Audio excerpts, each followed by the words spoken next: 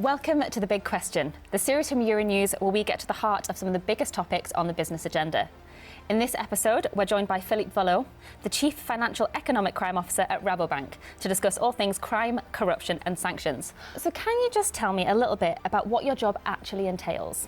So my job is actually focusing on fighting financial and economic crime. It's exactly what my title says, right? So it's basically helping banks to identify flow of dirty money which is coming from illicit activities, so from crime, generally speaking. So I think there's a common misconception that financial crime is often a victimless crime. That's not really the case, is it? No, that's not the case, right? I think what we need to understand is that globally there is between 800 billion to 2 trillion of dirty money going around the world.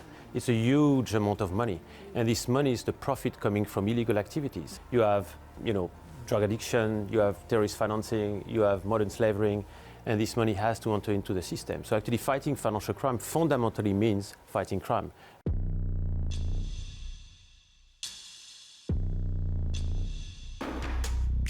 How do you actually identify a financial crime? Are you really looking through every transaction of every single bank account? How does it work? That's a very good question. So it's effectively how it works in the real world, as I always say, right, in the engine room, and that's exactly what we do. So I know it's hard to believe, but if I look at what we're doing right now at Rabobank, for example, we screen 4 billion of transactions per year, right? So basically, and of course, I don't have thousands of people doing this manually, right? We have systems. Mm-hmm.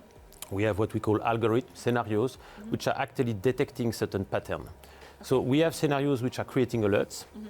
Unfortunately, because we need to look at everything, a big proportion of these alerts are what we call false positives. So we're going to look at it and say, well, actually, no, it makes sense. It's an alert, but actually the activity itself makes sense. Okay. And then you're going to focus your attention on what is suspicious, what is unusual.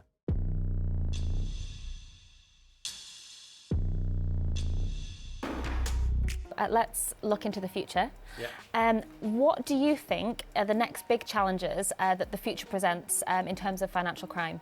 How is it going to develop? I think, first of all, we need to accept something, that these guys, the criminal organization, are super smart. Mm-hmm. They're extremely smart, so they're very inventive, and they will always try to find ways to penetrate the financial system, right? I've been a big fan for many years of public-private partnership, so how can we increase the level of collaboration between banks, regulators, law enforcement?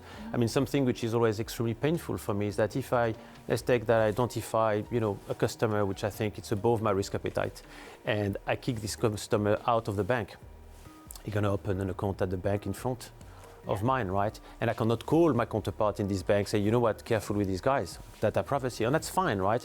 But you can't, it's very limited, right? So I think putting together data, sharing information, respecting data privacy, which actually I think will protect the good clients, and having a sort of patterns view of these activities is the future.